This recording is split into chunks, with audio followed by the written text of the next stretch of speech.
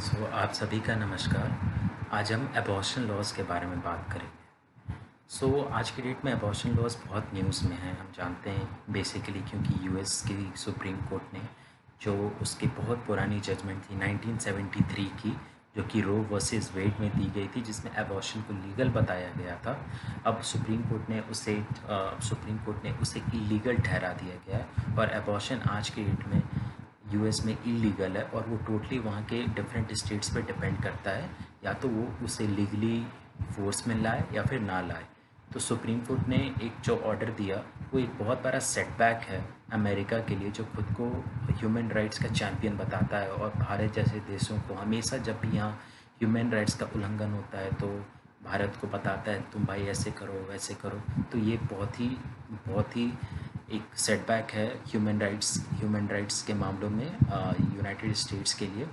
और according to और हम आगे देखते हैं। According to Center for Reproductive Rights, a global advocacy group जो एक है, और उसके अकॉर्डिंग एबॉर्शन जो है वो इलीगल है पूरी तरीके से 24 कंट्रीज़ में, including Senegal, Egypt, Philippines, El Salvador, Poland and etcetera. इस ये सारे कंट्रीज़ में क्या होता है, वुमेंस को कोई राइट नहीं है, वुमेंस लोग को कोई राइट नहीं दिया जाता है एबॉर्शन का। तो और बाकी सारे कंट्रीज़ में जैसे ऑस्ट्रेलिया हो गया, कनाडा हो गया, ये सारे कंट्रीज़ में एबॉर्शन अलाउड है, लेकिन एक लिमिटेड एक्सपेक्ट और लिमिटेड कंडीशंस के तौर पे। कनाडा उन कंट्री में से वो है जिसमें से एक रिस्ट्रिक्टिव जहाँ पे रिस्ट्रिक्शन के बिना एबॉर्शन अलाउड है। और एबॉर्शन और कनाडा में एबॉर्शन जो है वो treated like any other medical practice. और उसके बाद most of the European countries जो है वो abortion with is gestational period of 12 to 14 weeks follow करते हैं। In UK pregnancy can be terminated right until the birth of the child. और फिर हम देखेंगे आज के डेट में इंडिया में पोजीशन क्या है एबॉर्शन लॉस का। तो बेसिकली एबॉर्शन होता क्या है? Abortion is the termination of pregnancy. इस टर्मिनेशन ऑफ प्रेगनेंसी किन रीज़नों से होता है? सबसे पहला spontaneous expulsion of foetus during 12 weeks of gestation, इसको हम लोग बोलते हैं मिसकैरेज भी बोलते हैं। दूसरा, expulsion of foetus by a domestic animal often due to an infection at any time before completion of pregnancy, जिसको हम लोग contagious abortion का भी नाम देते हैं।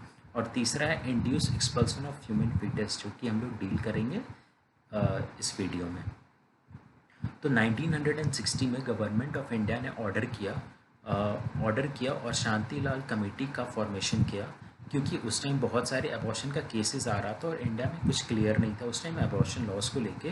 तो 1960 में शांतिलाल कमेटी का फॉर्मेशन हुआ और शांतिलाल कमेटी ने तो ये बेसिकली जो कमेटी था इसको फॉर्म किया गया डेलिब्रेट डिस्कशंस करने के लिए, ताकि एक हमें रास्ता मिले कि हम आगे जाके एबॉर्शन लॉस में कैसे डील करेंगे। तो फिर medical termination of pregnancy act आया 1971 में। तो this act is an exception to the Indian Penal Code that deals with section 312 and 313 and sets out how and when a medical abortion can be made। तो अब हम लोग देखेंगे section 312 और section 313 actually है क्या। सबसे पहले section 312। Under section 312 of the IPC, a person voluntarily causes a woman with child to miscarry is liable for punishment attracting a jail term of up to 3 years or fine or both, unless, इसमें एक exception है कि unless it was done in good faith जहाँ पे जो pregnant women है उसके life पे खतरा आता है, वो एक एक्सेप्शन बन जाता है इस सेक्शन 312 के अंदर। फिर हम डील करेंगे सेक्शन 313 के बारे में। That states that a person who causes miscarriage without the consent of the pregnant mother, मतलब आप बिना प्रेग्नेंट मदर के बिना कंसेंट के आप अबॉर्शन नहीं करवा सकते हैं, ठीक है। और अगर आप वैसा करवाते हैं तो आपको 10 साल का सज़ा हो सकता है और फाइन भी साथ में हो सकता है, या फिर दोनों हो सकता है। अब इंडिया में जो मेडिकल टर्मिनेशन ऑफ प्रेगनेंसी है, ठीक है, वो बैन नहीं है, वो बिल्कुल वैलिड है। इंडिया में आप अबॉर्शन करवा सकते हैं, लेकिन कुछ कुछ सर्टेन कंडीशंस है जो आपको फॉलो करना पड़ेगा, और वो कुछ कंडीशंस को हम लोग अभी डील करेंगे। तो सबसे पहला कंडीशन है कि अगर आप जो प्रेग्नेंट वुमेन है उसको अगर वो अपना प्रेगनेंसी कंटिन्यू करती है तो वो प्रेग्नेंट वुमेन के लाइफ के लिए डेंजर है, तो इस केस में प्रेगनेंसी जो है वो अबॉर्ट किया जा सकता है। दूसरा, अगर जो जो न्यूली बॉर्न चाइल्ड है वो इन केस बॉर्न होने के बाद मेंटली और फिज़िकली बहुत ज़्यादा एबनॉर्मलिटीज़ उसमें रहती हैं, तो उस केस में प्रेगनेंसी को अबॉर्ट किया जा सकता है। और प्रेगनेंसी को अबॉर्ट करने का एक और कंडीशन है, अगर वो जो प्रेग्नेंट वुमेन है उसको grave injury to the physical and mental condition of the women होता है उस कारण से। तो उसके बाद फिर हम डील करेंगे और भी कंडीशंस को जो कि फिज़िकल जो कि अबॉर्शन के लिए वो बहुत ज़रूरी है इंडिया में।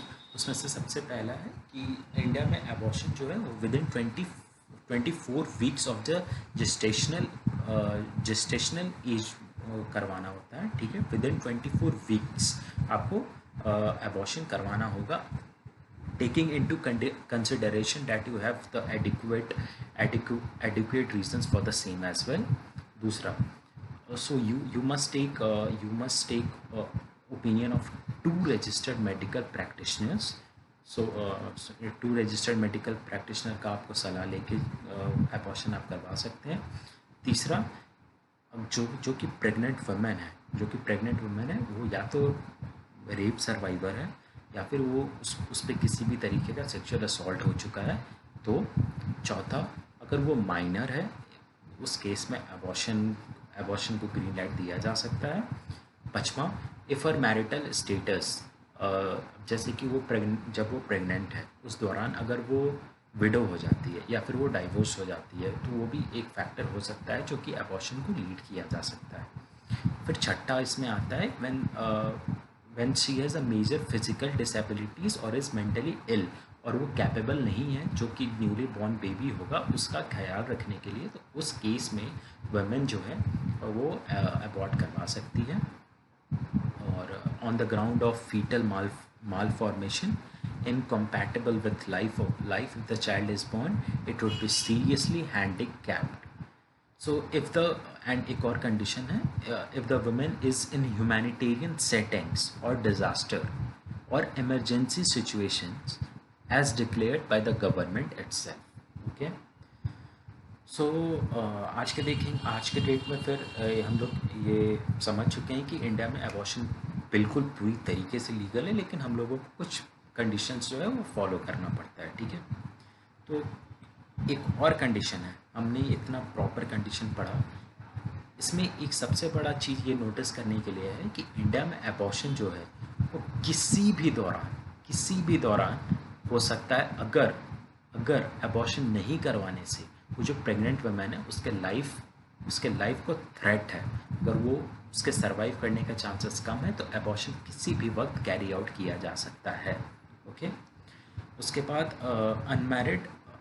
हाँ, एक और कंडीशन है। अब बहुत लोग पूछते हैं कि क्या इंडिया में अबॉर्शन के लिए एक लड़की का मैरिड होना कंपलसरी है? तो नहीं, इंडिया में अबॉर्शन के लिए एक मैरिड होना कोई हार्ड एंड फास्ट रूल नहीं है। एक अनमैरिड वुमेन भी अपना अबॉर्शन करवा सकती है। उसके बाद section 5A of the medical